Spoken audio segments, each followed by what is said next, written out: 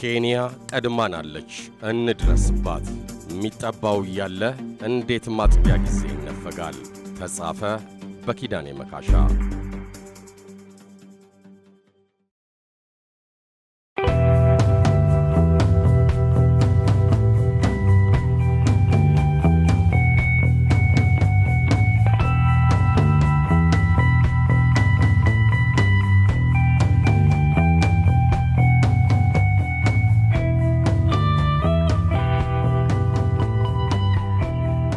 ኬንያ አዲስ ሕግ አወጣች።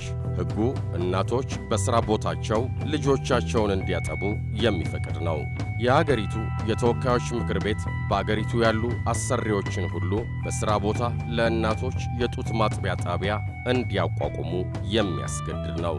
በዚህ አዲስ ሕግ አሰሪዎች ጡት ማለቢያ የኤሌክትሪክ መሳሪያን፣ ማቀዝቀዣና ሌሎች የማቀዝቀዣ ቁሳቁሶችን ጨምሮ አስፈላጊ ነገሮችን ያሟላ የማጥቢያ ጣቢያ በመስሪያ ቤቱ ቅጥር ግቢ ማቋቋም ይጠበቅባቸዋል።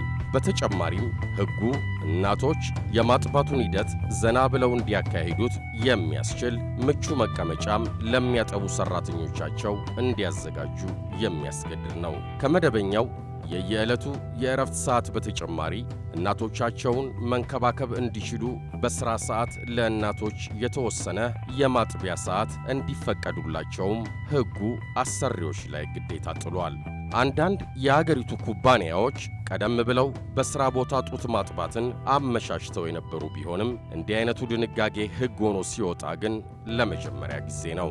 እንዲህ አይነት የተመቻቹ ሁኔታዎች በሥራ ቦታ ለመኖራቸው እናቶች የሚጠቡ ሕፃናቶቻቸውን እቤት ትተው በመምጣት ከሥራ በኋላ ብቻ እንዲያጠቧቸው ሲያስገድዳቸው ቆይቷል። በዚህ ምክንያትም አብዛኛዎቹ እናቶች የሚያጠቡበትን ጊዜ ለመቀነስ ይገደዱ የነበረ ሲሆን የጤና ባለሙያዎች ደግሞ ጡት አለማጥባት የሕፃኑን ጤናና የተስተካከለ እድገት አደጋ ላይ እንደሚጥለው ያስጠነቅቃሉ። ከጎረቤት ወደ ቤት ስንመለስስ ወፍ የለም። ጤና ጥበቃ ሚኒስቴር ሕፃናት ከተወለዱ ጀምሮ ለ6 ወራት ከእናት ጡት በስተቀር መጥባት እንደሌለባቸው ይወተውታል። አጥቡ። ለሕፃናት ጤናም ሆነ እድገት ጡት ማጥባትና የተመጣጠነ ምግብ አስፈላጊ ነው ይባላል በየሚዲያው። ሕገ መንግሥታችን የሴቶችን መብት በደነገገበት በአንቀጽ 35 ቁጥር 5 ስር ሴቶች የወሊድ ፍቃድ ከሙሉ የደሞዝ ክፍያ ጋር የማግኘት መብት አላቸው። የወሊድ ፍቃድ ርዝመት ሴቷ የምትሠራውን ሥራ ሁኔታ፣ የሴቷን ጤንነት፣ የሕፃኑንና የቤተሰቡን ደህንነት ከግምት ውስጥ በማስገባት በሕግ ይወሰናል። የወሊድ ፍቃድ በሕግ በሚወሰነው መሠረት ከሙሉ የደሞዝ ክፍያ ጋር የሚሰጥ የእርግዝና ፍቃድን ሊጨምር ይችላል ሲል ደንግጓል። በዚህ ሕገ መንግሥታችን መሠረት መውጣት ያለባቸውና በሥራ ላይ የሚገኙት የበታች ሕጎች የአሰሪና ሠራተኛ አዋጅ ቁጥር 377 ሕዝባር 96 በአንቀጽ 88 እና የፌዴራል መንግሥት ሠራተኞች አዋጅ ቁጥር 515 ሕዝባር 1999 በአንቀጽ 41 ላይ ለወላድ ሠራተኞች በአጠቃላይ የሰጡት የወሊድ ፍቃድ ቅድመ ወሊድ 30 ተከታታይ ቀናት፣ ድኅረ ወሊድ ደግሞ 60 ተከታታይ ደሞዝ የሚከፈልባቸው የእረፍት ቀናት ብቻ ናቸው። ሐኪም ካላዘዘ በስተቀር የሚጨመር ቀን አይኖርም።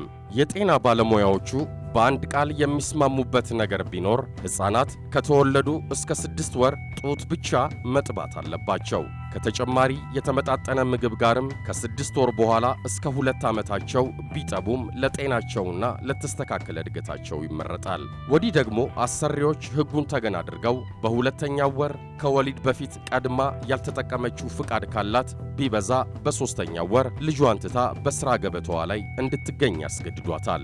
ልጄም ብላ እንዳትወው መስራት አለባት። ይቅርበት፣ የዱቄት ወተቱን ወይም ማጃውን ይማግ እንዳትል ደግሞ የጡቷ ወተት ለልጇ ጤንነት ግድ መሆኑን በየአጋጣሚው ትመከራለች። ምን ታድርግ? ጨቅላዋንና ሐሳቧን ከቤት ትታ ልክ በሰዓቷ ባልጠና ወገቧ ወደ ቢሮዋ ትሄዳለች። ኢትዮጵያዊቷ ናት።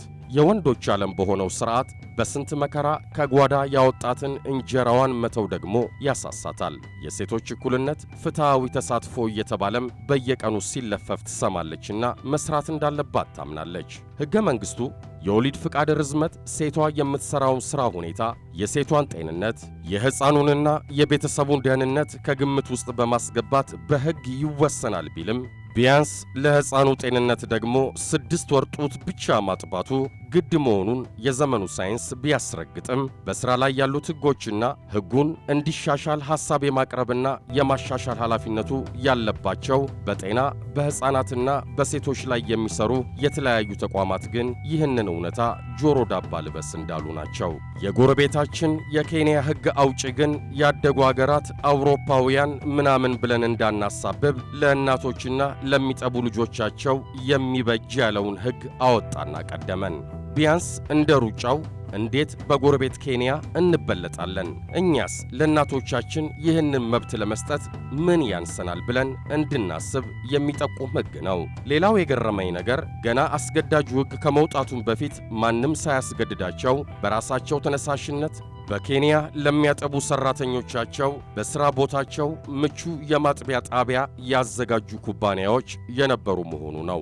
ትርፍ ከመሰብሰብ ባሻገር በራስ ተነሳሽነት የማኅበረሰቡን ችግሮች ለማቃለል የራስ ሚናን በመጫወት አርአያ መሆን ይሏቸዋል። እንግዲህ ይህ ነው። የኛዎቹስ? በየመገናኛ ብዙሃኑ ማኅበራዊ ኃላፊነትን መወጣትን ሊያውም በአግባቡ ከተወጣችሁት ድርጅታችሁ እንደ ማስታወቂያ ታደርጉት የለ? አንዱ ሲያደርገው ተከትላችሁ ትንሽ አድርጋችሁ ብዙ የምትለፍፉ አይደላችሁ? እስቲ ዛሬ እንያችሁ። ምን አለ ለሴት ሠራተኞቻችን ሲወልዱ እስከ 6 ወር እንዲያጠቡ ፈቀድን፣ ሕፃናቶቻቸውን በቅርባቸው ሆነው የሚንከባከቡ የማጥቢያ ጣቢያ አቋቋምን ስትሉ ብንሰማና ለሌሎችም ማሰሪዎችም ሆነ ለመንግሥትም ቀድማችሁ አርአያ ብትሆኑ። በተለይ ደግሞ የጤና ተቋማት የሕፃናትና የሴቶች ጉዳይ እንጀራችሁ የሆነ የመንግሥትም የግልም ተቋማት የሚያስገድዳችሁ ሕግ እስኪወጣ ሳትጠብቁ እንደ ኬንያ ኩባንያዎች ለህብረተሰቡ ሐሳቢነታችሁን በተግባር ማሳያ ጊዜው አሁን አይመስላችሁም? ውድ የድሬ ቲዩብ ተከታታዮች እናንተስ በዚህ ጉዳይ ላይ ምን ትላላችሁ? ሐሳብና አስተያየታችሁን አካፍሉን።